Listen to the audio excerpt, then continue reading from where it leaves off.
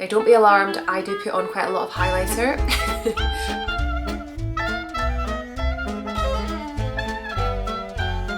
Hi everyone, welcome back to my YouTube channel. Welcome to this week's video. This is just going to be a nice low-key little video. It's one that I haven't done in a while.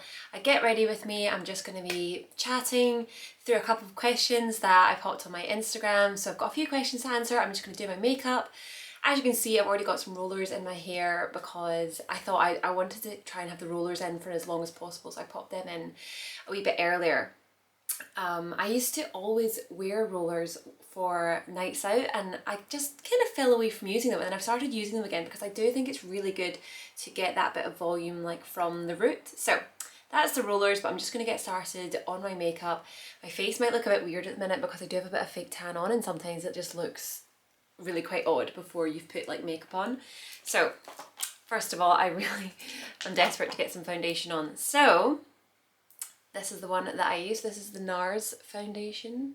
Hopefully that is gonna, there we go, this one here. So how are we all? How are things with you? Let me know what's going on with you. I'm doing okay. So I am hopefully going to have my Monday mindfulness episode uploaded this week, and basically I talked about how I've been having a bit of trouble with my stomach recently, and things have just not been, it's just not been functioning as well as it could. I've basically had some digestive issues and it's been a real journey to try and get it better. And I think if anyone has any experience of this, you can maybe confirm that it does seem to be, it can take a while for things to reset. It's not a quick fix as such. So that's what's been going on with me. I will link that video if you want to see the full thing. I also talked a bit about health anxiety because there is obviously quite a relationship between being anxious and stressed and then your physical health as well, and particularly with the stomach, we feel a lot of emotions in our stomach. So I talked a little bit about that in the video as well. But first of all, let's just get some foundation on. So I'm gonna just go on with this. So Jack and I are going out for a sort of like an early dinner. We've basically booked a restaurant in Glasgow called Kapow. So anyone in Glasgow, you might know it. It's in the West End, and I've been once before. I think it's all sorts of things, like they do like an amazing honey chicken. So Jack's never been before, but we were given a voucher, I think it was from my sister, for his Christmas.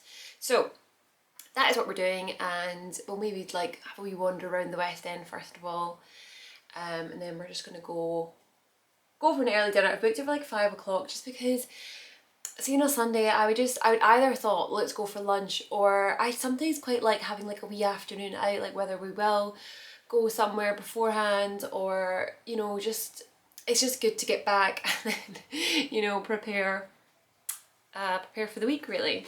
Okay, so this first question, do you prefer online shopping or in store? Oh, whoopsies. That is a really great question. I think there's obviously merits to both. I think online shopping is just so easy. But that being said, I really enjoy the retail experience, and I know not everyone does. So I think this is something, it just depends, I think, the type of person you are. But for me, actually being in a retail space, a retail environment, it is a bit like Confessions of a Shopaholic. I really enjoy being in lovely stores. And I know some people can find them intimidating, and sometimes I do. It does depend. But I love being around gorgeous, like, you know, in Harrods when they've got the scents wafting through, and it's just beautiful. I mean, I really do feel like Becky Bloomwood from Confessions of a Shopaholic. But yeah, I really enjoy the retail experience. And what I would say is that there are certain items that I just wouldn't buy online, so mainly designer items.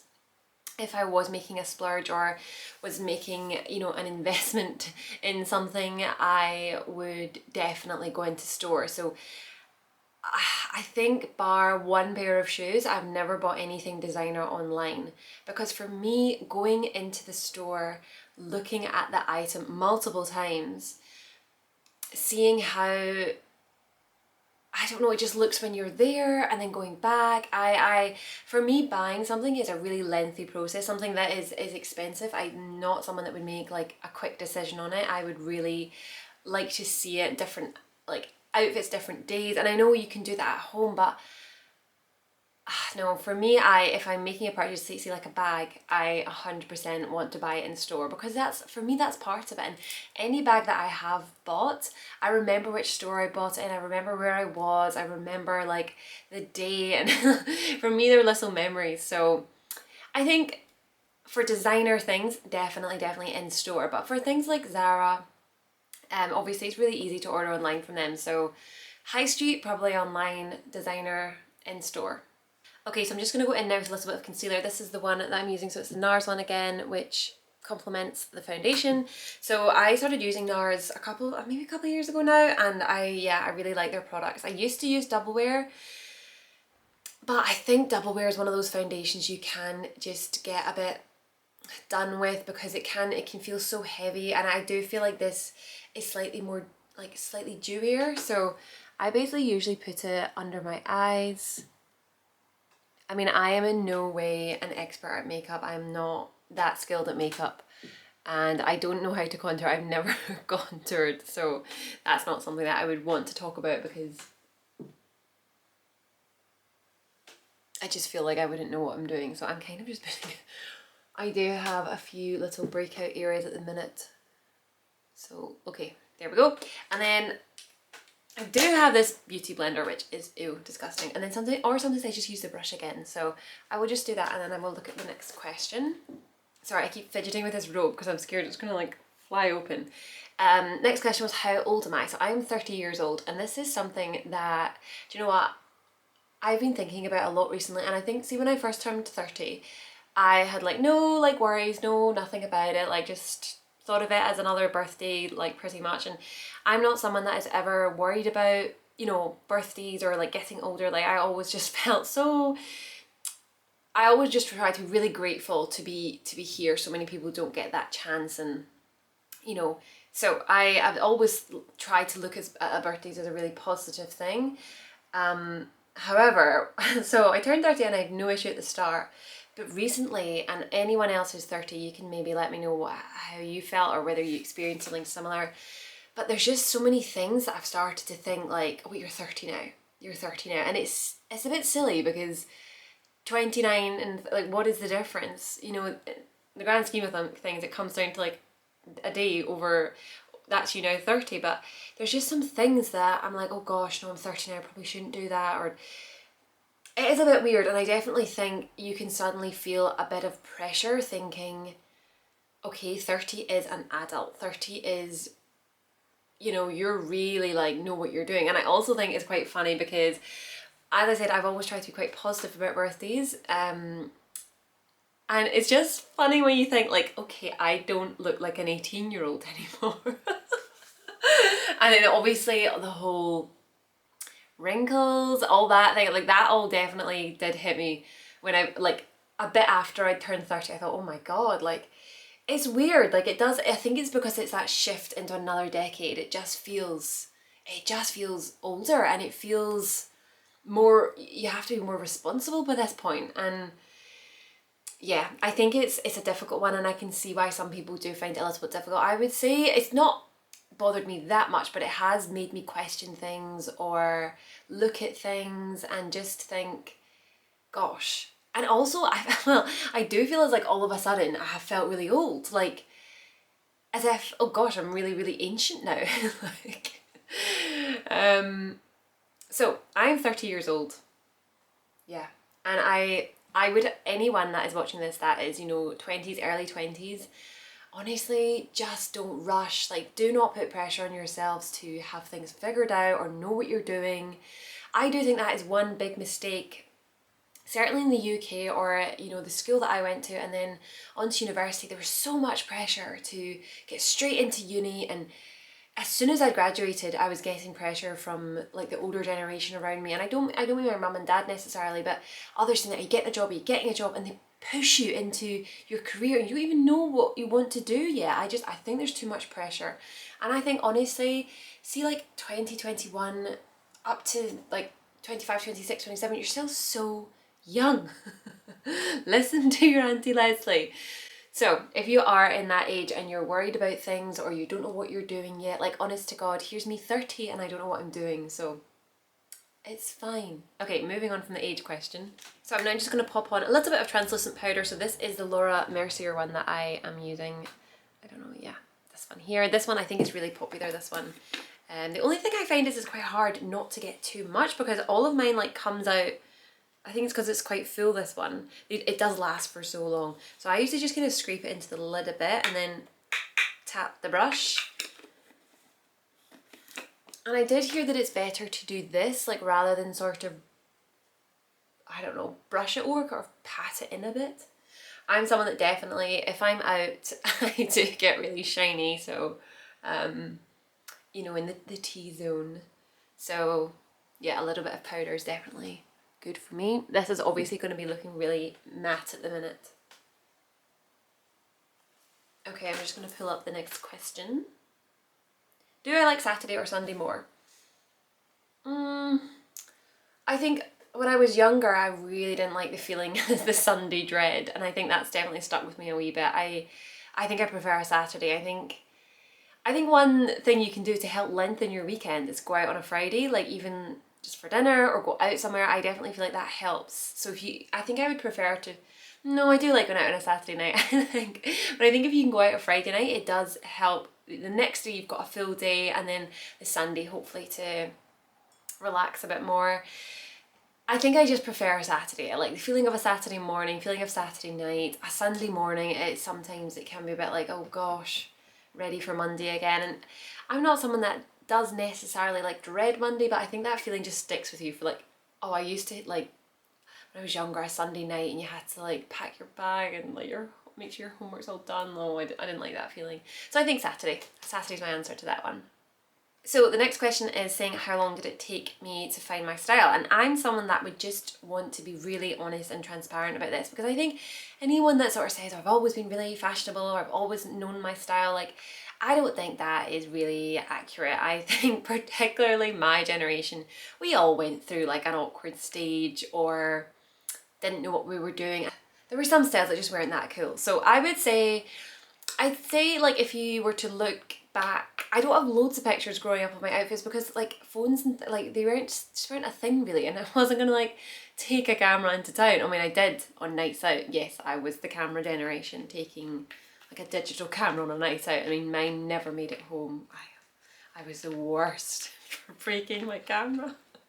I would drop it whilst the zoom was out and it would just go like, and then that would be it, and I'd have to say to my dad, I've broken another camera. Anyway, I've always quite liked not necessarily colourful, but I'm not someone that has ever really worn black very much at all, so I don't really wear black that much. In the winter I do a little bit more if I'm going for like a Blair style look, but actually I in the spring summer I just love pastels. I always go for a pastel look. Obviously I love pink, and yeah, I just tend to go for colours, even if it is more neutral colours rather than black. So that's one thing I would say. And I have always liked quite a feminine style, so like floral dresses and things like that. I think style, everyone's personal style, is constantly evolving, and I think that's true of anyone, because if you look at anyone's Instagram and you scroll back a year before, I think it's unlikely they're going to be wearing like the exact same complete style. I think you can see that there's elements that are continuous, but I think for me right now I'm definitely having a 60s moment. Like the past year or so I've just really been into the 60s style, so knee-high boots and mini skirts is definitely what I'm into at the minute. So honestly, I just think style is always evolving. Okay, so this next question is asking, if I were to start my Chanel inspired wardrobe but no budget yet, what do I buy first? I think the great thing is that so many retailers now have definitely tapped into this idea that the Chanel aesthetic is so popular. People just love the look of the tweed and boucle sets, the pastels. You know, obviously Zara is probably the #1 place to go, but River Island, H&M, even Primark I think is doing little bits.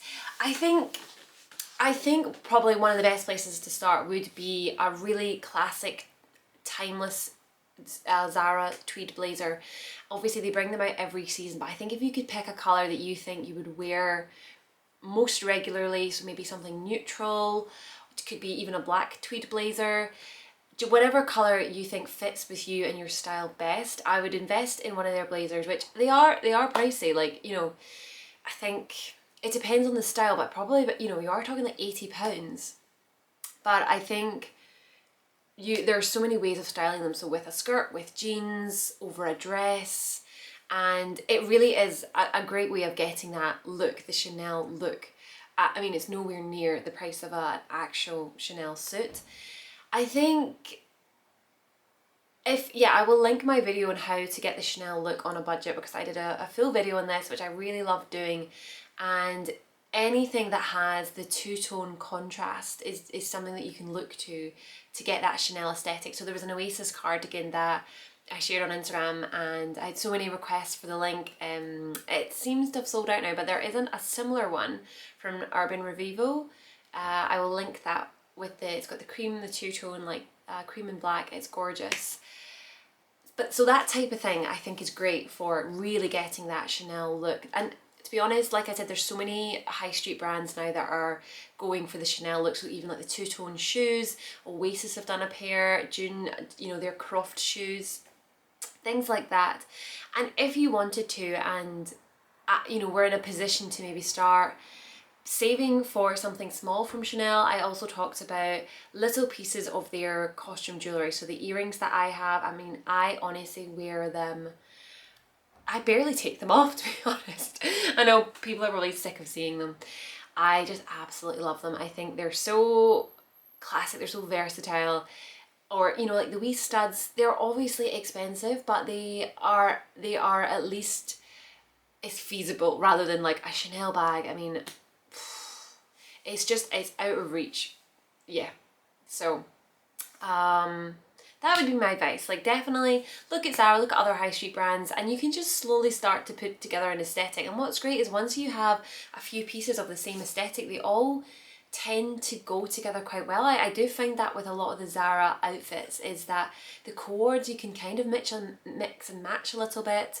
Blazers will go with certain things, and it does seem to be quite easy to bring different looks together with actually not that many items. Okay, so I'm continuing on with the makeup. I'm now going in with some highlighter. I'm using this Dior palette. Unfortunately, it has smashed, so it's going to be kind of hard to show you, but it's this one, which I absolutely love. It was a birthday gift, and I just absolutely love it. So I'm desperately trying to keep as many of the wee bits in here. Now, don't be alarmed, I do put on quite a lot of highlighter.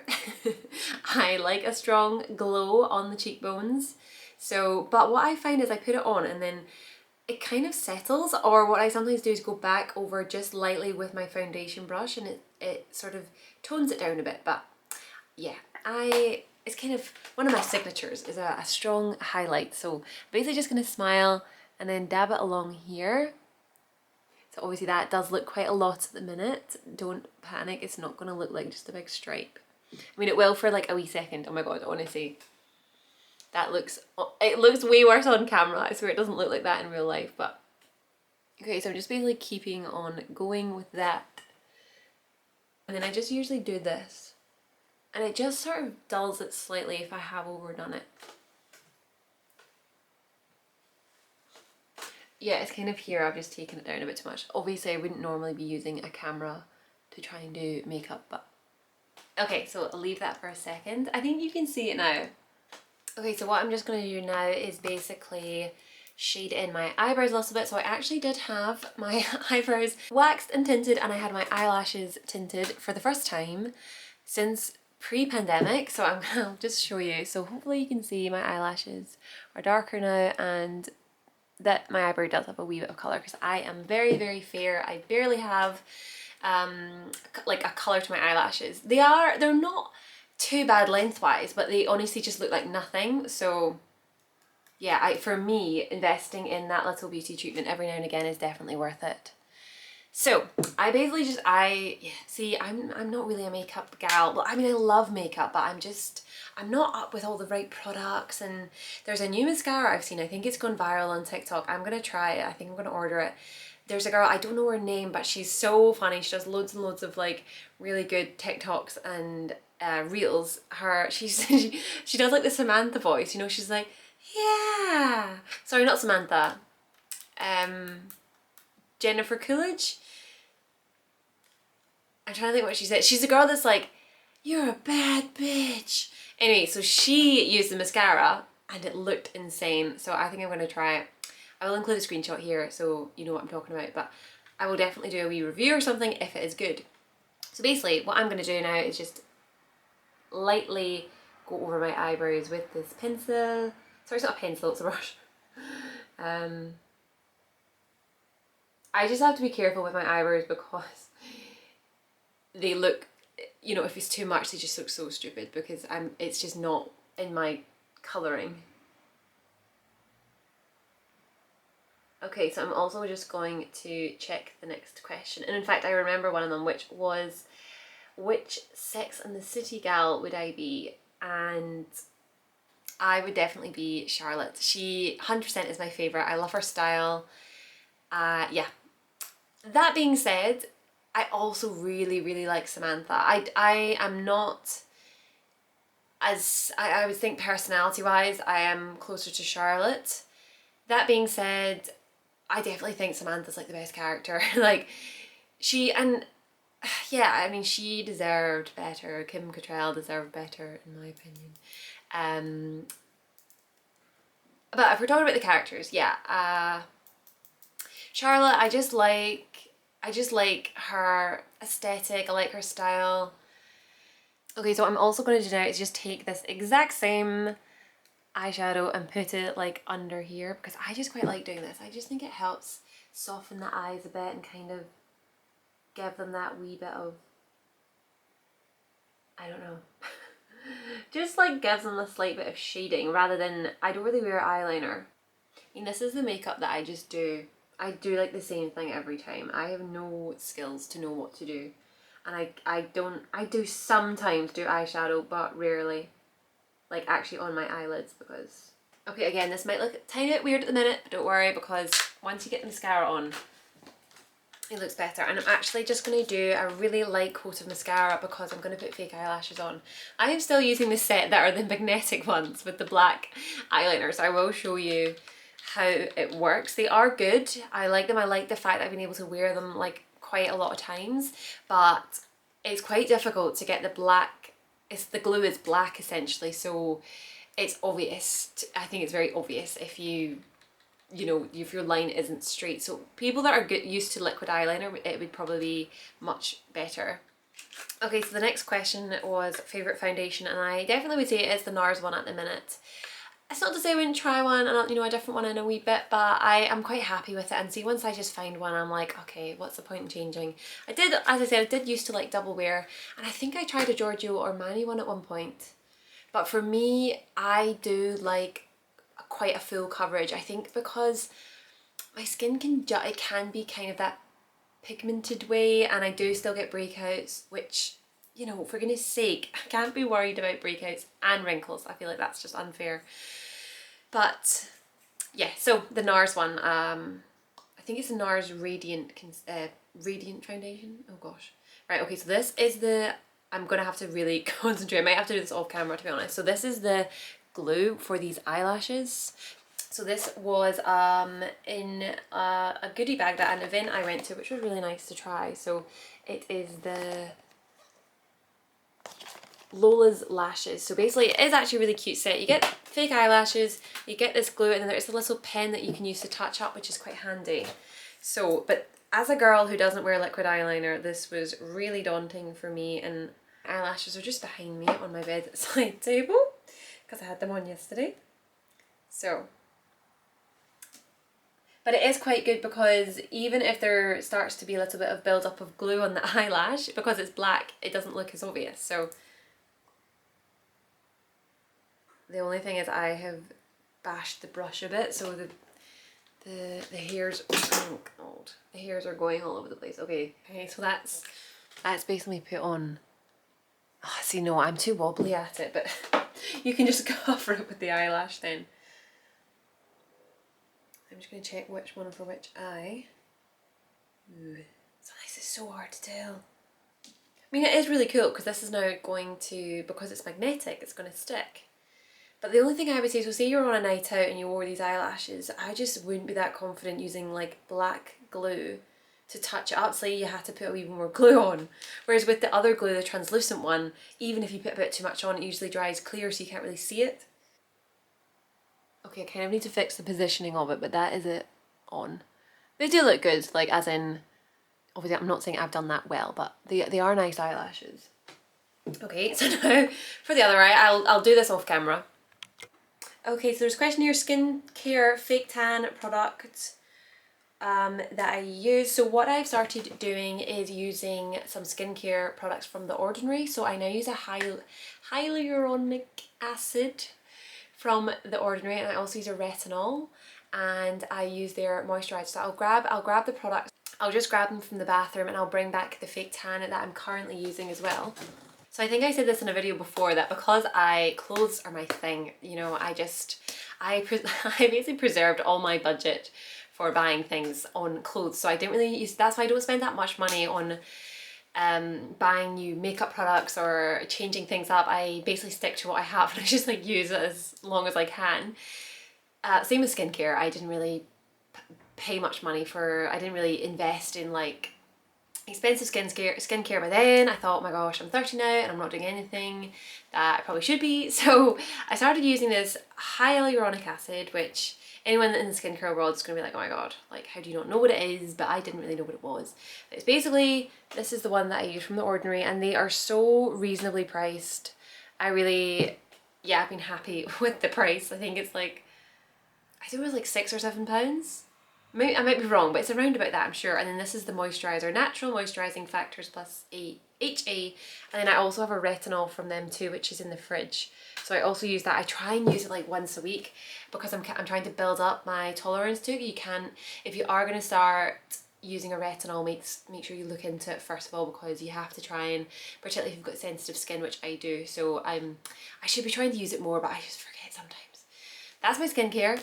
This is the fake tan that I just use kind of on an ongoing basis just to have like a base colour, because I am so pale naturally and I really like having just a slight glow. So this is my kind of just go-to one, and I make sure to get it in the dark, deep sun-kissed glow. Yeah, so because the light one really, it barely does anything, to be honest. So this is really good, and it's not that dark and heavy, so if you make a mistake, it's just easy to kind of rub on. And then for an actual like fake tan, there was one that I was very kindly sent, the pink bottle one. It was called Tan Truth. I really liked the colour it gave it, which was like a stronger colour. So like if you were going like on a big night out, or you know, maybe on holiday, you wanted to have a little bit of colour before you went, I would actually recommend that one as well. So, but this is just easy, just to kind of throw on. And then I really like to use this as well on my face, so a little natural bronzer self-tanning mist. So this I put on at night. Sorry, it's not focusing. And it just gives you a nice little bit of colour. So this is the dark as well, because it's not actually that dark. So that's the fake tan product I'm kind of using at the minute.